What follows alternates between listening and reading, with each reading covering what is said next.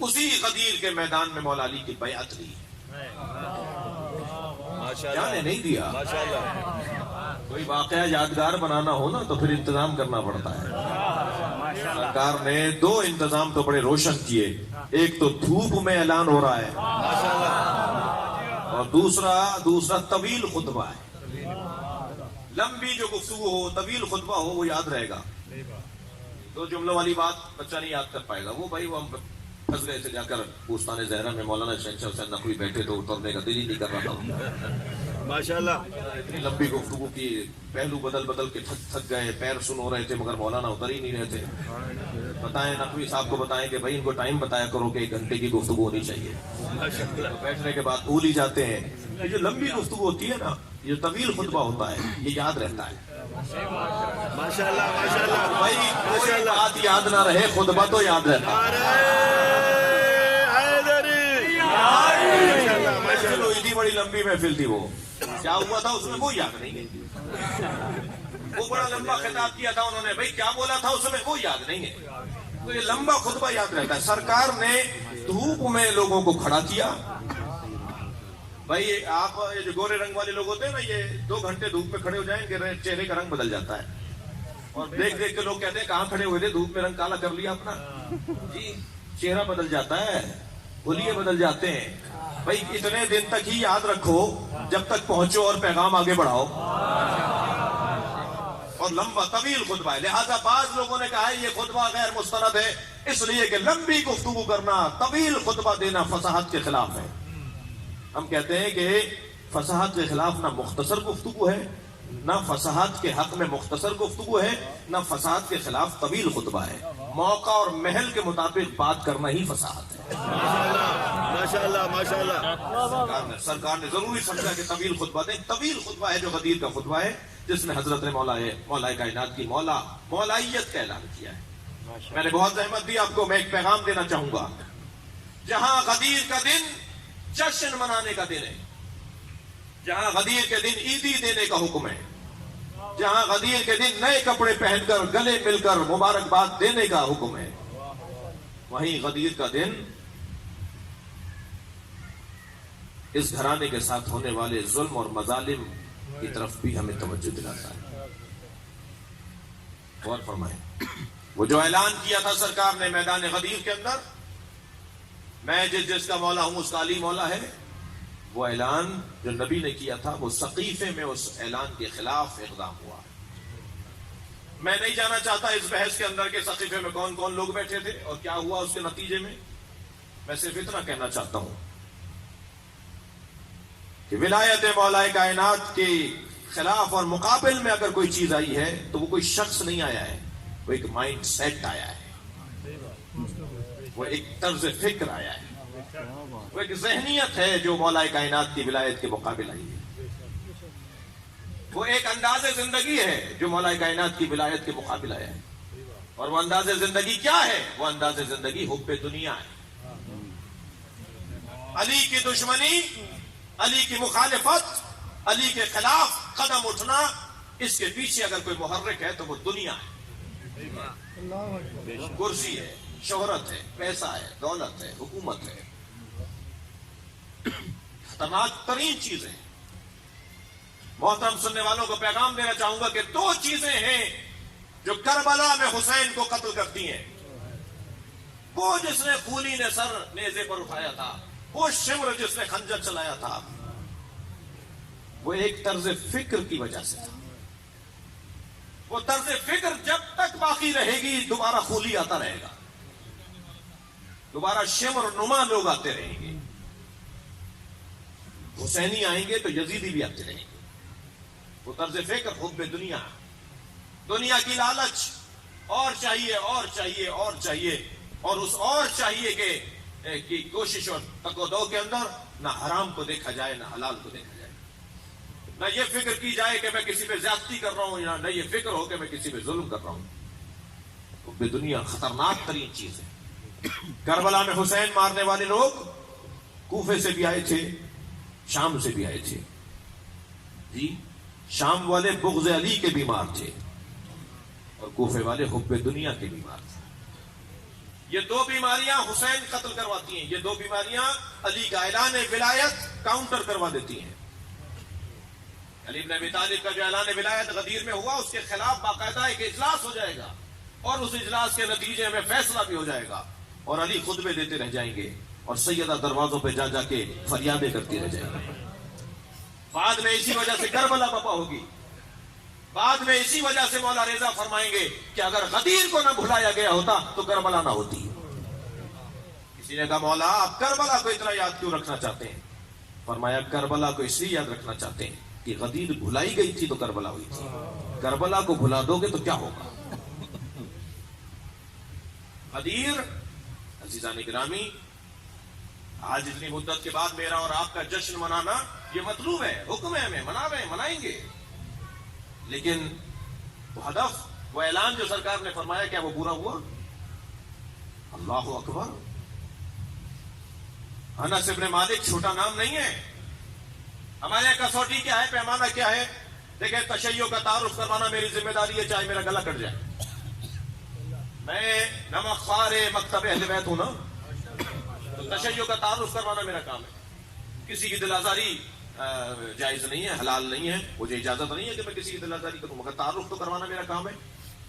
تشیع کا تعارف یہ ہے، توجہ چاہوں گا، تشیع کا تعارف یہ ہے کہ ہم ہر اس کا احترام کریں گے جس کا ماضی اس کے مستقبل کے ساتھ جڑے۔ ماشاءاللہ ماشاءاللہ ماشاءاللہ ماشاءاللہ۔ بھائی آپ 6 گھنٹے تک کوئی دیگ پکائیں، میں مثال دے رہا ہوں بچوں کے لیے، بڑے چاؤ سے آپ نے حلیم پکایا، 6 گھنٹے تک اس میں گھوٹا لگاتے رہے، طرح طرح کی چیزیں ڈالتے رہے، سجا سجا کر آپ اس کو بناتے رہے، اور چھپکلی گر گئی اس میں، سارا پھینکیں گے یا نہیں؟ چوہا گر گیا اس میں، سارا پھینکیں گے یا نہیں؟ آپ اتنی سی چیز گری ہے اتنی بڑی دیگ میں، اتنی سی چیز کی وجہ سے سب کچھ پھینکیں گے یا نہیں؟ آپ نے 80 جنگوں میں جہاد کیا، آپ نے ہجرت کی، آپ نے اپنا گھر سارا اسلام کی خاطر قربان کر دیا، آپ نے فلاں میدان کے اندر اپنا بازو کٹوایا، آپ نے فلاں میدان میں اپنی آنکھ ضائع کروائی اور قربان کر دی، مگر بعد میں فاطمہ زہرا کو ناراض کر دیا، نبی کے گھرانے کو تکلیف پہنچا دی، جی حق بات بولنے کو تیار نہیں ہوئے، سیدہ پہ دروازہ گرتا رہا، آپ خاموش رہے، مولا کائنات پوچھتے رہے انس ابن مالک بتاؤ جب غدیر میں نبی خطبہ دے رہے تھے تم کہاں کھڑے تھے؟ کہا میں برابر میں کھڑا تھا، میں نبی کے ممبر کے ساتھ کھڑا تھا، اس لیے کہ سرکار حضرت انس کو مولا رسول اللہ نے پالا ہے، ان کی گود کے پلے ہوئے ہیں، چھوٹے سے تھے جو ان کی ماں دے کر گئی تھی کہ یا رسول اللہ میں اس کو آپ کی خدمت کے لیے لائی ہوں، اور جب بڑے ہوئے تو نبی نے ان کو ان کی والدہ کی سہارے کے طور پر واپس کیا۔ یہ واحد صحابی ہیں جو گھر کی باتیں بھی انہوں نے نقل کی ہیں۔ حضرت انس ابن مالک سے کہا میرے مولا علی نے تم کہاں تھے غدیر میں؟ کہا میں ممبر کے ساتھ کھڑا تھا۔ کہا کیا فرمایا تھا؟ کہنے لگے یاد نہیں آ رہا۔ کیا گزری ہوگی علی پر؟ یاد نہیں آ رہا۔ حضرت ابو ہریرہ سے کہا ابو ہریرہ فضائل تو علی کے پڑھتے ہو، کھانا کھانے جاتے ہو حضرت معاویہ کے پاس، تو کہنے لگے کہ کھانا وہاں ملتا ہے، علم یہاں ملتا ہے۔ تو کہنے لگے جب علم یہاں ملتا ہے تو علی کی بات کیوں نہیں کرتے؟ تو انا للہ و انا الیہ راجعون کلمہ استرجا پڑھتے ہوئے آگے چلے گئے حضرت ابو ہریرہ۔ سوال یہ ہے کہ بہت مشکل ہے، دیکھیے دنیا سے لڑنا، مفادات کو چھوڑنا، اپنی دنیا کو ترک کرنا، یہ بہت مشکل بات ہے۔ آج 1400 سال کے بعد میں کوئی تبرہ کا نعرہ لگا دوں، کوئی لان تان کر دوں، یہ شاید میرے لیے آسان ہو۔ میں اگر اس دور میں ہوتا تو کیا کرتا؟ اس کو میں آج اپنے آپ کو تول سکتا ہوں، ناپ سکتا ہوں، میں کسی آئینے میں کھڑے ہو کر اپنے چہرے کو دیکھ سکتا ہوں کہ وہ لوگ جنہوں نے ایسا کیا کیوں کیا، کیا وہ چیزیں میرے اندر تو نہیں ہیں؟ ابھی تو ایک علی کو آنا ہے، ابھی تو ایک علی کا میں انتظار کر رہا ہوں، کہیں یہ مزاج میرے اندر نہ ہو کہ جس مزاج کی وجہ سے علی کنویں میں منہ دے کر اپنے دل کی باتیں کرتے ہیں، کوئی باتیں سننے کو تیار نہیں۔ فرماتے ہیں میری راز کی باتیں، میرا درد دل، میری جو تکلیف ہے کوئی مجھ سے سننے کو تیار نہیں۔ مجھے امت کی جہالت نے میری کمر توڑ دی، مولا علی کا جملہ ہے۔ یہ کم علمی، یہ جہالت، یہ معاملات کو نہ سمجھنا، فرما رہے ہیں اس نے میری کمر توڑ دی، بہت مشکل ہے۔ عزیزان گرامی، غدیر کا جشن اپنی جگہ، مگر غدیر کے خلاف ہونے والے اقدام کے اسباب کو بھی دیکھنا ہوگا۔ وہ ہے حب دنیا، حب جاہ، کرسی کی طلب، پیسہ، دنیا، لالچ، یہ مزاج ہے۔ کربلا میں بھی ایسے ہی ہوا، چادر لوٹنے والا مسائل نہیں پڑھ رہا، مگر آپ اس کو دیکھیں کہ کیا ہے تاریخ۔ چادر لوٹنے والا رو رہا تھا، جناب زینب نے فرمایا تم میری چادر اتار رہے ہو اور رو بھی رہے ہو۔ کہ رو اس لیے رہا ہوں کہ آپ کی عظمت بہت بڑی ہے۔ کہا چادر پھر کیوں اتار رہے ہو؟ کہا مجھے پیسہ ملے گا، مجھے پیسے ملیں گے۔ رے کی حکومت کی خاطر عمر ابن سعد نے مولا حسین کے قتل کے منصوبے کو لیا نا۔ یہ پروجیکٹ ڈائریکٹر تھا کربلا کا، شمر کہہ رہا تھا کہ میں حسین کو ماروں گا، مجھے ملنی چاہیے تہران کی حکومت، رے جو آج تہران جسے آپ کہتے ہیں نا، اس وقت میں اسے رے کہتے تھے، جو آج تہران کا شہر ہے۔ کہا رے کی حکومت ملے گی جو حسین کو مارے گا، جو لشکر جمع کرے گا اور انتظامات پورے کرے گا حسین کو مارنے کے، اسے رے کی حکومت دوں گا۔ شمر لینا چاہ رہا تھا، عمر ابن سعد، دونوں میں تناؤ بھی تھا، شدید تناؤ تھا۔ وہ کہتا تھا میں کروں گا، وہ کہتا تھا میں کروں گا۔ دنیا، پیسہ۔ امام حسین نے فرمایا تجھے جو رے کی حکومت تو دور کی بات ہے، تجھے رے کے جو کے دانے بھی نہیں ملیں گے مجھے مار کے۔ یہ ایسے لوگ ہیں تجھے نہیں دیں گے، یہ تجھے دھوکہ دے کر لائے ہیں، تجھے کہا ہے کہ مارو گے تو یہ ملے گا، یہ نہیں دیں گے تجھے۔ نہیں ملا، اس سے کچھ نہیں ملا۔ بعد میں روتا پیٹتا رہا کہ تم نے وعدہ کیا تھا، یزید سے کہتا رہا تم نے وعدہ کیا تھا کہ مجھے تہران کی حکومت، رائے کی حکومت دو گے، نہیں دی۔ یہ دنیا، یہ لالچ، یہ خود پسندی، یہ جاہ طلبی، یہ حب جاہ، یہ عزیزان گرامی علی کے مقابل لا کھڑا کرتی ہے لوگوں کو۔ یہ حسین کو قتل کروا دیتی ہے۔ خدا کے لیے میں اپنے ان بچوں اور جوانوں کے لیے کہہ رہا ہوں، مجھے اس سے کوئی غرض نہیں ہے کہ خدا نخواستہ کسی کی طبیعت پہ کوئی گرانی آئے۔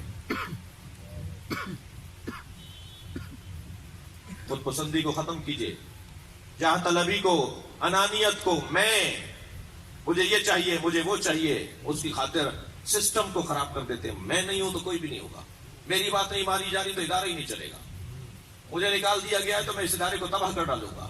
یہ چیزیں انتہائی، یہ علی والوں کی چیزیں نہیں ہیں، یہ اہل بیت والوں کی چیزیں نہیں ہیں۔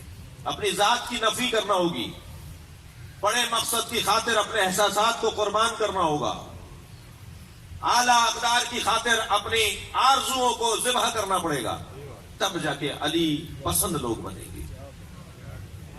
بہت بڑا نقصان ہوا ہے، سسٹم بگاڑ کے رکھ دیا۔ آج جو کچھ مسلمانوں کے ساتھ ہو رہا ہے اسی وجہ سے ہو رہا ہے۔ آج جو عالم اسلام، عالم انسانیت کو مشکلات کا سامنا کرنا پڑ رہا ہے، آپ دیکھیے قابلیت اور اہلیت علی بن ابی طالب کی آج ثابت ہے۔ علی سے زیادہ قابل کوئی شخص نہیں تھا، لیکن نہیں ہو پایا ایسا جیسا نبی چاہتے تھے۔ لیکن کیا یہ اللہ کا نظام مختل ہو گیا؟ کیا اللہ کا منصوبہ معاذ اللہ خراب ہو گیا؟ کیا اللہ کے ارادے معاذ اللہ ختم ہو گئے؟ نہیں، ایک علی کو پردے میں اللہ نے اسی لیے رکھا ہے تاکہ اس اعلان ولایت کا جلوہ نظر آئے اور اللہ کی قدرت کا جلوہ نظر آئے۔ یہ ڈھیل دی اللہ نے، یہ اختیارات دیے اللہ نے، یہ تاریخ میں دونوں چہرے سامنے آتے چلے جائیں تاکہ لوگ انہیں بھی دیکھیں اور لوگ انہیں بھی دیکھیں۔